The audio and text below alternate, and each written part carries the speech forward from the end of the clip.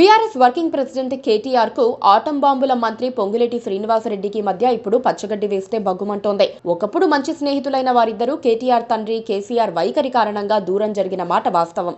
అయితే ప్రతికూల పరిస్థితుల్లో బీఆర్ఎస్ నుంచి బయటకు వచ్చిన పొంగులేటి కాంగ్రెస్ పార్టీలో చేరిన తర్వాత కేసీఆర్ కుటుంబాన్ని టార్గెట్ చేశారు. దాదాపుగా రోజువారీ విమర్శలు సంధిస్తున్నారు. ఏ కార్యక్రమానికి వెళ్లినా బీఆర్ఎస్ అగ్రనేతలను టార్గెట్ చేస్తూ మాట్లాడుతున్నారు. ఈ క్రమంలో ఇప్పుడు కేటీఆర్ ఆయనకు కౌంటర్లు మొదలుపెట్టారు.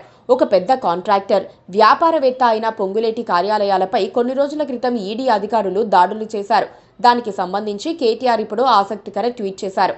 దాడులకు సంబంధించి ఏమైనా అప్డేట్ ఉందా అని ఈడీ అధికారులను కేటీఆర్ ప్రశ్నించటం ఆ ట్వీట్ సారాంశమని చెప్పక తప్పదు. తెలంగాణ రెవెన్యూ మంత్రి ఇల్లు, కార్యాలయాల్లో దాడులు చేసి 60 రోజులు దాటిందే.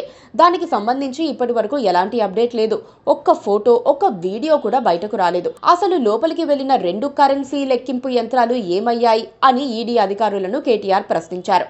ఈ నిశ్శబ్దం ఎందుకని అడిగారు. కస్టమ్స్ సుంకం ఎగవేత, మనీ లాండరింగ్ కేసుల నేపథ్యంలో ఈడీ అధికారులు మంత్రి పొంగులేటి శ్రీనివాసరెడ్డి నివాసంలో దాడులు నిర్వహించారు. మొత్తం ఢిల్లీ నుంచి 16 ఈడీ బృందాలు హైదరాబాద్కు చేరుకుని ఏకకాలంలో హైదరాబాద్, ఖమ్మంలోని 15 ప్రాంతాల్లో దాడులు నిర్వహించినట్లు వార్తలు వినిపించాయి. కేటీఆర్ ఇప్పుడు అదే అంశాన్ని ప్రస్తావిస్తున్నారు.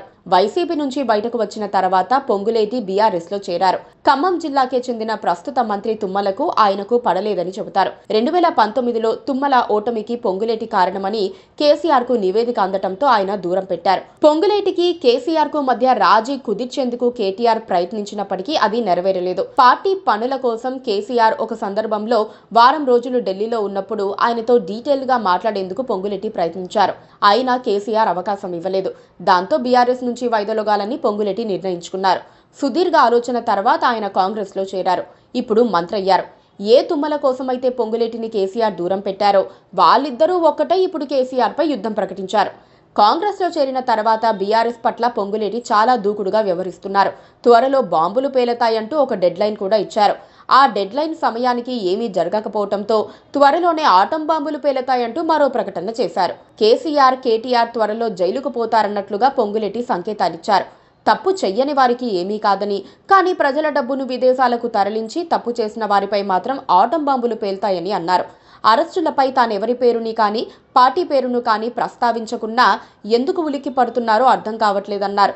అయినా ఆయన కేటీఆర్ ను ఉద్దేశించే అంటున్నారని ప్రతి ఒక్కరికి అర్థమవుతోంది. తప్పు చేశామని అనుకుంటే ముందే సరెండర్ అయి కోర్టు విధించే శిక్ష అనుభవించాలన్నారు. కేటీఆర్ పాదయాత్ర చేసినా, మోకాళ్ల యాత్ర చేసినా తమకు అభ్యంతరం లేదంటూ మరీ ఎద్దేవా చేశారు.